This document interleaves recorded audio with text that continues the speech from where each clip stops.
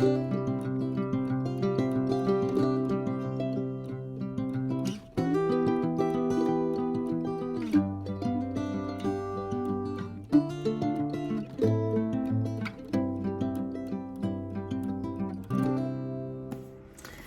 guys, so good to see you. Once again, I want to say thank you for all your wonderful reactions on the video about Chimamanda Ngozi Adichie's Notes on Grief. That was fabulous.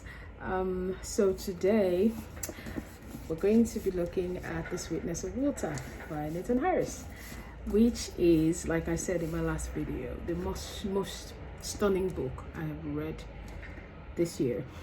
I mean, the year is not over yet, but at least.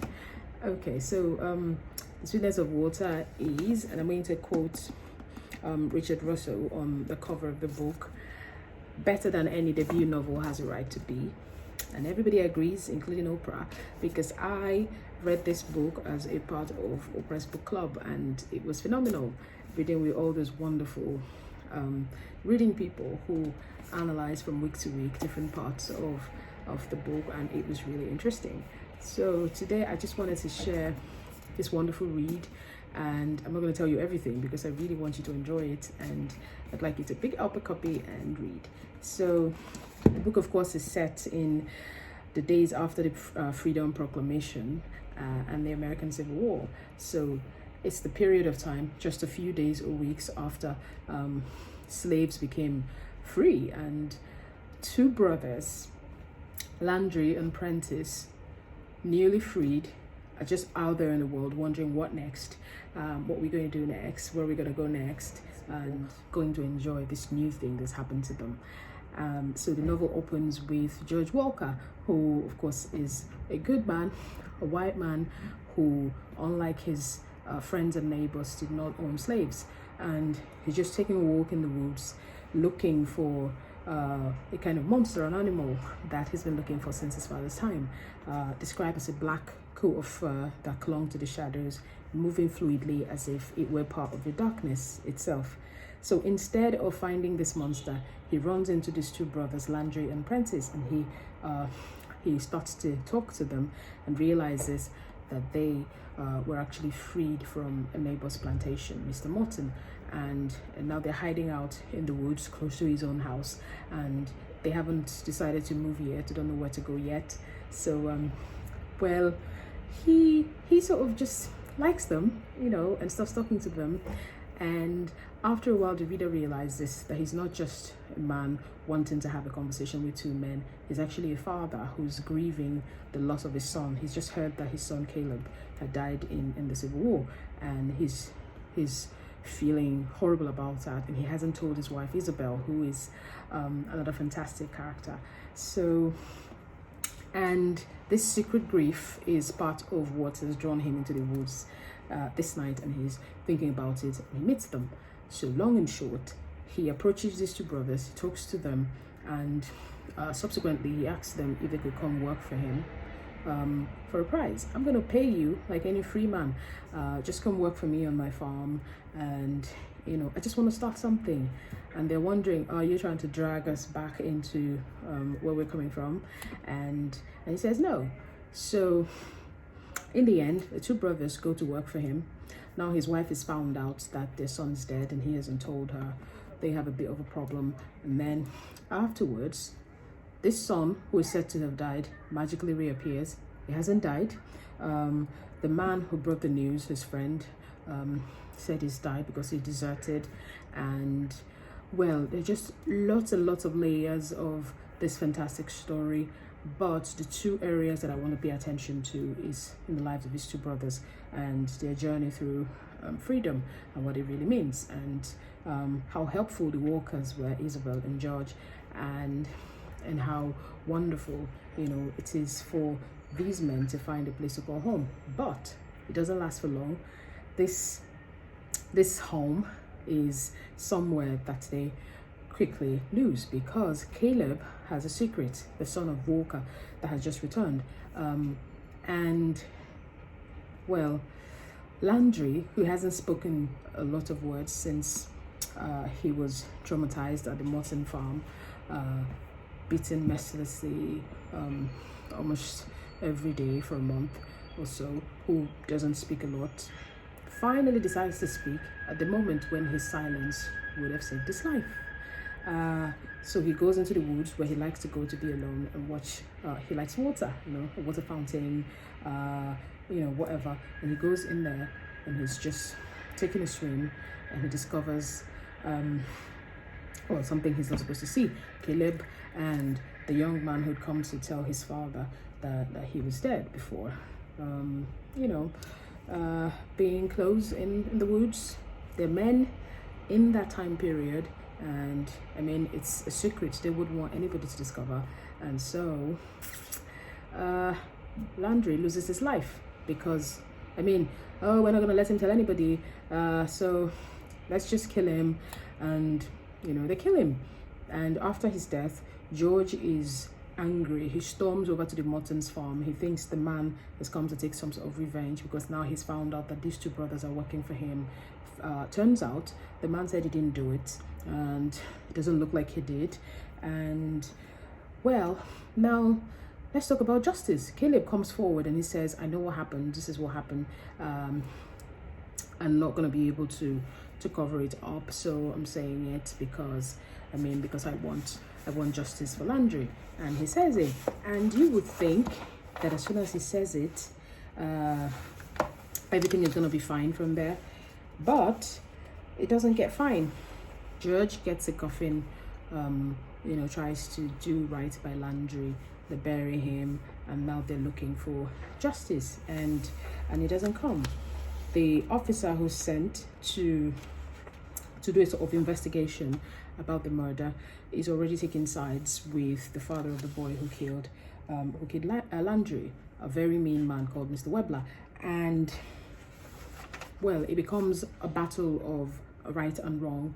And in the end, because Prentice is really mortified, really angry at what this man is going to get away with, so he walks boldly towards this man who only a few months ago would have been the owner of a plantation where he worked, the owner of a slave. And he goes to him, he spits on his face, and this is now a greater offense than the fact that this man's son had killed his brother. So he's arrested, he's taken to jail, he's of course going to be executed. In a very, very wonderful turn of events, Caleb finally finds his strength, goes to the jailhouse with a gun, breaks out Prentice, really, and they try to escape. He come back to his father's compound, to the farm, and George follows them to see them off. They tell Isabel, we're gonna be back, I'm gonna go see them off and come back, and they leave. The police and Webler and all these other people, they're after them, they're running after them, they're in the woods trying to escape.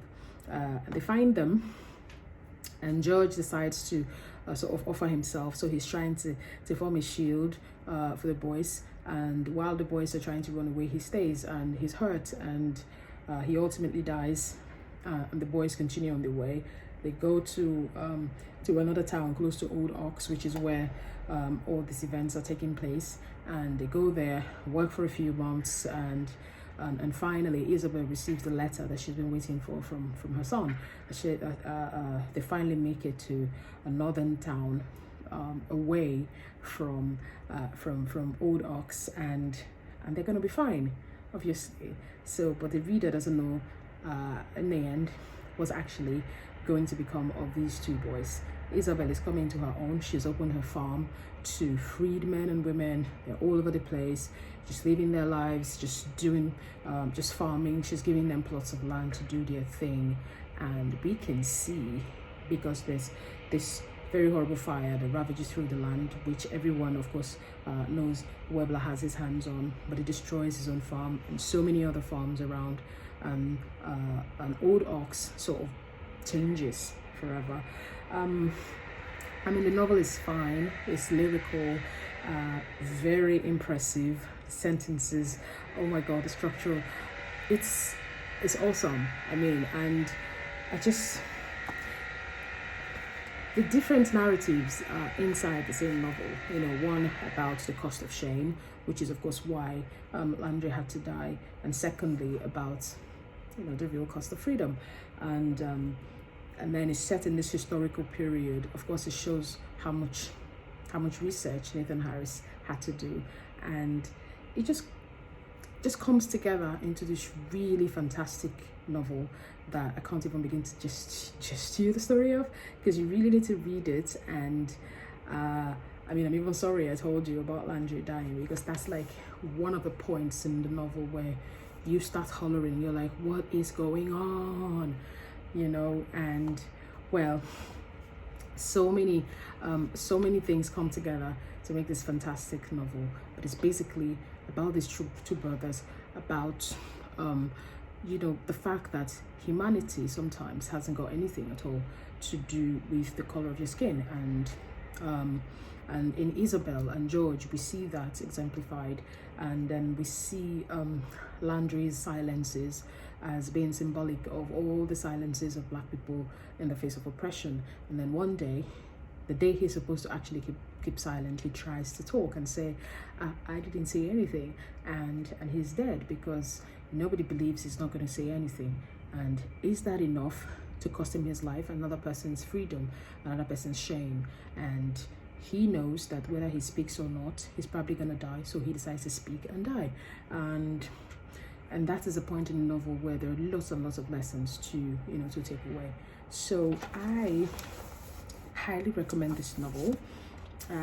You're going to get a better review on the website, so please visit www.strokesonpaper.com and, you know, and read a more extensive review. But I really just want to say that this book is not only interesting, it's got lots of lessons to teach, and it shows a fine picture of that particular time period in American history. And so it's a book that has hints of Morrison, and yeah, you're gonna just feel that there are lots of other African American writers being echoed. You can just, you know, feel that this young man has done a lot of research and that this work is fine. So please read it and let me know your thoughts in the comments. If you're new, please subscribe, like, share, and I'll see you in the next video. Bye bye.